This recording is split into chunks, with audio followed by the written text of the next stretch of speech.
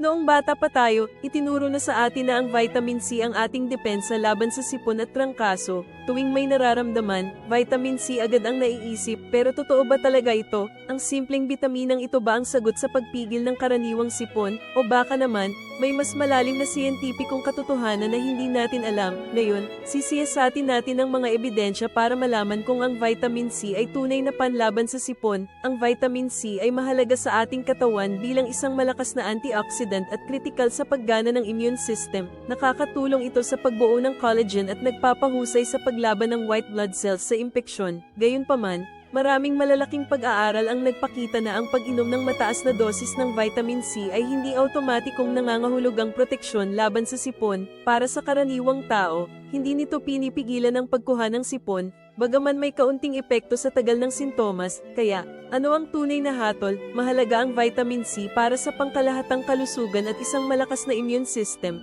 Ngunit hindi ito isang magic bullet laban sa sipon. Ipinapakita ng mga pag-aaral na ang pag-inom ng labis na vitamin C ay walang makabuluhang benepisyo sa pagpigil sa sipon. Para sa karamihan, ang pinakamahusay na depensa ay nananatiling isang balanseng dieta na mayaman sa prutas at gulay, sapat na tulog, regular na ehersisyo, at mahusay na kalinisan. Ang vitamin C ay bahagi ng kalusugan, hindi ang tanging solusyon.